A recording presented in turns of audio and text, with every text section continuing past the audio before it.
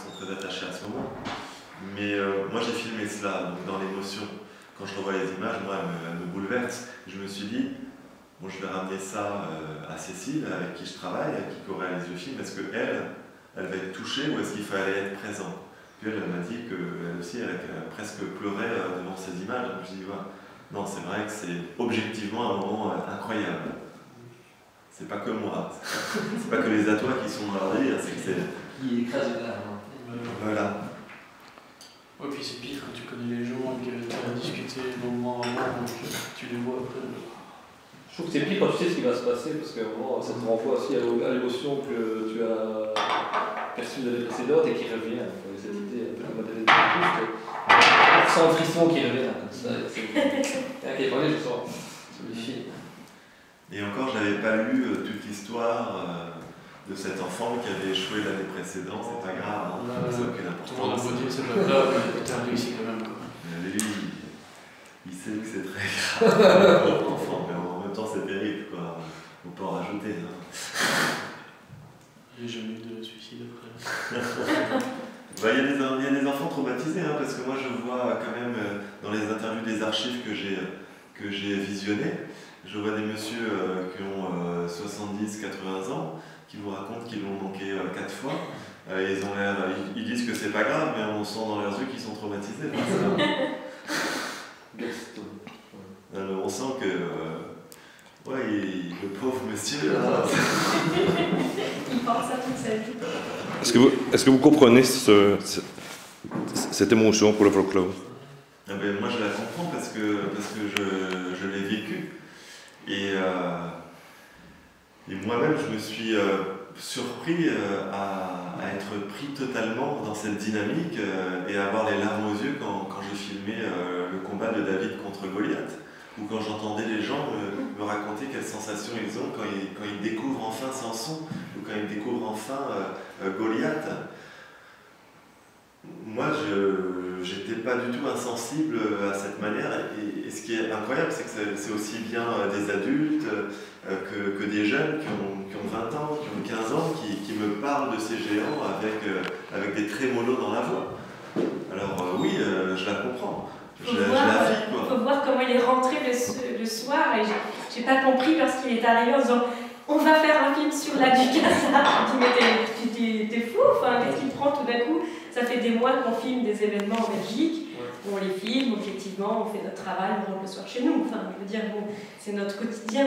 Et là, tout d'un coup, j'ai vu François arriver en disant là, j'ai vu un truc, c'est pas, tu me croiras jamais, et donc, voilà, il faut y retourner demain, après-demain, il faut faire quelque chose. Donc, oui, j'ai vu, je me suis demandé ce qu'avait eu comme effet. Si les géants d'Arc n'avaient pas jeté un sort sur lui, là. Justement, quand vous voyez les géants pour la première fois, quel est votre sentiment, votre impression pour la première fois? Quand vous le voyez pour la première fois, qu'est-ce que vous vous dites? La première fois, on est surtout impressionné par le côté majestueux de ces géants. Donc, on les trouve beaux, leur couleur, la texture de leur visage. C'est ça qui est vraiment, de prime abord, le plus impressionnant, et moi qui m'a marqué. Avant d'avoir cette émotion, donc c'est vraiment la beauté physique. Après, quand on les voit se mouvoir, waouh, ils prennent une autre dimension. Après, quand on voit l'engouement populaire qu'ils provoquent, c'est-à-dire quand les gens commencent à chanter autour d'eux, c'est incroyable d'émotion quand on voit tous les porteurs qui sont des gars très virils, très costauds, et puis se faire des petites papouilles pour se féliciter d'avoir bien dansé comme il fallait. Quand ils se tiennent les uns aux autres autour de Madame Victoire et qui chantent, mais Mademoiselle Victoire, moi on a des frissons dans ces moments-là. On a beau ne pas être à toi depuis X générations, on arrive là, on comprend que c'est plus que des grandes marionnettes, qu'ils ont une âme. Ils sont tous pas mal. On comprend que c'est pas ça, voilà. Et c'est là qu'ils commencent à prendre cher. Et quand on en parle avec les gens, c'est là qu'on s'aperçoit que oui, ce ne sont pas des géants, ce sont des véritables personnes qui ont transcendé les âges. Est-ce qu'il y a quelque chose d'autre qui vous a marqué autant dans votre métier d'homme?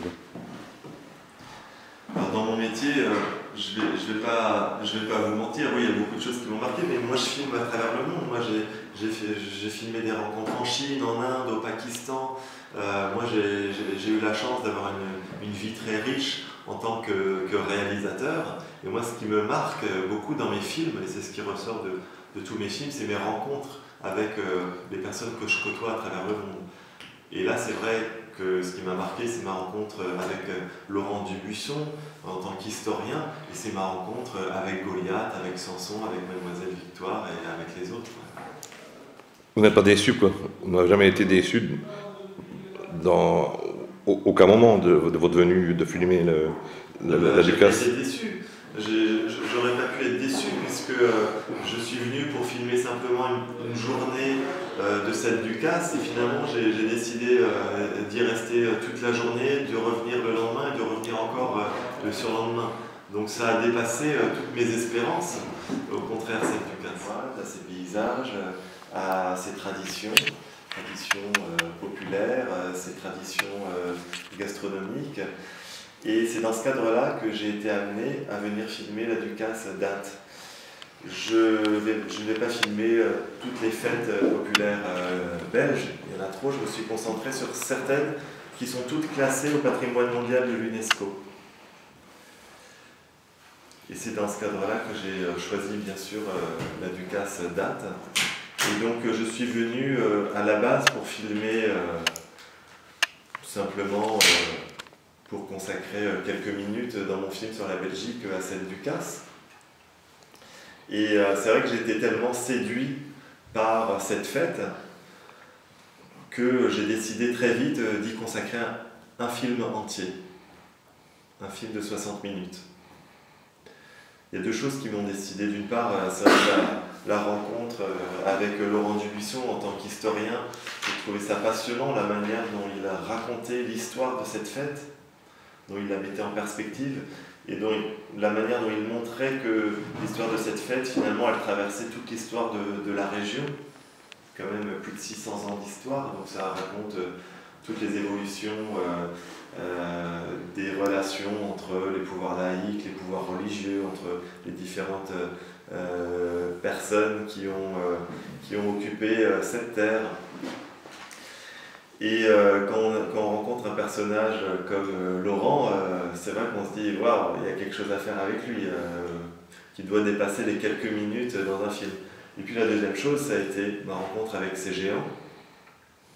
D'abord par leur côté majestueux, magnifique, et puis ensuite ma rencontre avec les Atois qui ont donné chair à ces géants. Et quand on voit leur comportement, leur attachement, la manière dont ils en parlent, on peut que être séduit, on peut que être transporté par cet amour qu'ils éprouvent pour ces personnages. Donc tout ça a fait que oui, je me suis dit non, je ne peux pas juste résumer à quelques minutes, j'ai envie de consacrer un film à cette Ducasse. Il y a déjà beaucoup de films qui ont été réalisés sur le sujet. Donc après je me suis dit bon, qu'est-ce que j'ai envie de faire ? Moi je voudrais vraiment réaliser un film pour remercier les Atois de cette fête. Bon, les Atois, c'est pas moi qui vais leur apprendre grand chose sur leur fête, hein. Mais je voudrais leur offrir un moment privilégié, donc ça va être un souvenir de cette Ducasse 2016. Donc c'est pour ça que je suis toujours avec eux. Je vis les événements avec eux. Vous avez vu le combat de David contre Goliath. Là on est au plus près de l'action, et ça a été ce qui m'a motivé tout au long de ce tournage, être au plus près de l'action. Dimension à cette émotion, elle est d'autant plus forte. Là on voit qu'ils font en larmes, on sent que voilà, il y a quelque chose qui se dégage. Moi, en les revoyant, là j'ai eu un frisson d'émotion, quoi. Et donc oui, ça c'est ce moment qui est absolument merveilleux. Mais moi il y a plein d'autres moments, là pareil, quand on voit Mademoiselle Victoire qui est entourée de tous ces porteurs qui chantent, ou l'arrivée de Goliath et de Madame Goliath sur la place, juste avant, où tout le monde se met à chanter ensemble, enfin, on sent vraiment une communion. Waouh, incroyable, moi j'ai des frissons en voyant ça. Et Mademoiselle Victoire, c'est pareil, d'entendre ces chants comme ça, que tout le monde connaît, et puis tout le monde qui qui se tient par les épaules. Puis ces gars en plus qui sont une grosse corpulence, qui font pas, on sent qu'ils se livrent pas facilement. C'est pas des personnes qui se laissent déborder facilement par l'émotion. Et là, on les sent tellement emportés, tellement vulnérables face à tout ça que waouh, on est avec eux, c'est clair. Avant qu'ils fassent la danse face c'est au ponto. Pour Gad, ouais. Pour du Gad. Pont du Gard. Donc moi j'ai interviewé le chef porteur juste avant qu'il fasse sa danse du pont du Gard. Et on sent toute cette tension qu'il a. Lui, il est encore terrorisé, il est presque paralysé face à ce qu'il attend. Le samedi, ouais. Le samedi. La première danse, ouais. La première danse, ouais. Ta première danse, ouais. La La première danse qu'il va faire du Waikiki avec Il le dit grand. que ça fait 2 semaines qu'il dort pas. Et comment ça se passe? Ou ils ont fait d'autres trajets? Ils ont fait une petite sur le trajet, etc., entre l'hôtel de ville et le pont du Gard.